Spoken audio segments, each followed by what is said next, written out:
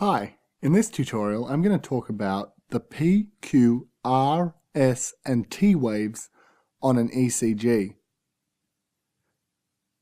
These are the waves you'll commonly see on a normal ECG recording. So for this tutorial it's important you have an understanding of how an ECG works. See the previous tutorial on ECG first principles if you need more information. So we're going to have a look at how a heart goes through its sequence of depolarization and repolarization. And we're going to trace this out on an ECG bit by bit. But first of all, here are the definitions of the waves which we will be talking about.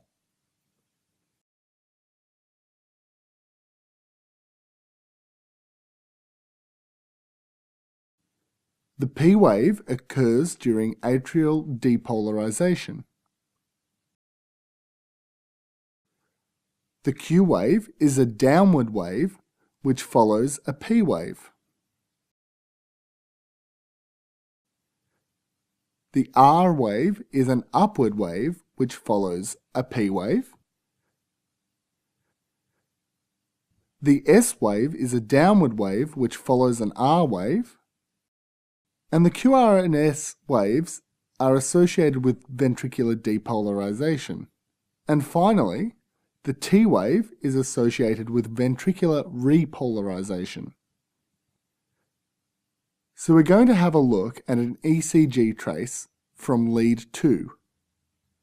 Remember that lead 2 looks at the heart from this direction. So it will see depolarization or repolarization that occurs towards or away from it.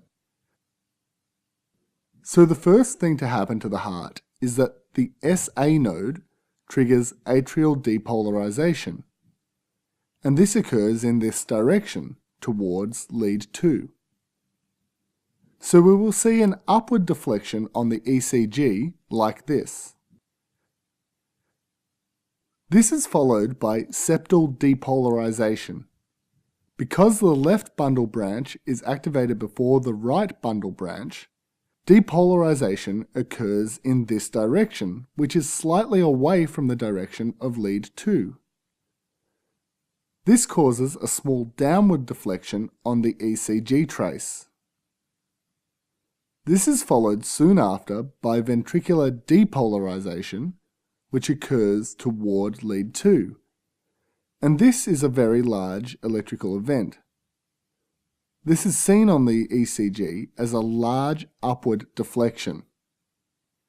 Atrial repolarization occurs about this time, but is overshadowed by the large amount of electrical activity occurring in the ventricles.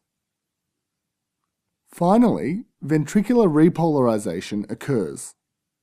This occurs in the opposite direction to ventricular depolarization, but because it is repolarization rather than depolarization, an upward deflection is seen on the ECG trace. You can think about this as a double negative.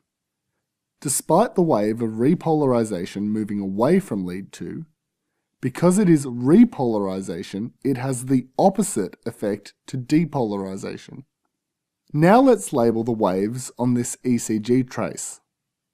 This first wave was associated with atrial depolarization. Therefore, it's a P wave. This next wave is a downward wave after a P wave. Therefore, it's a Q wave. This next wave is upward, and it's also after the P wave. So it's an R wave. There's no S wave here, so we don't need to label one. In lead AVR, you would see an R wave and an S wave, but no Q wave. Have a think about why this is. If you understand this, then you are well on your way to understanding an ECG. Finally, there is a wave associated with ventricular repolarization. This is a T wave. Now, because the QR and S waves are associated with ventricular depolarization, We usually refer to them as the QRS complex, regardless of whether all three waves are present or not. So I'll just write down here QRS complex ventricular depolarization. And that's an overview of the waves of a normal ECG. For more free tutorials and the PDF for this tutorial, visit www.handwrittentutorials.com.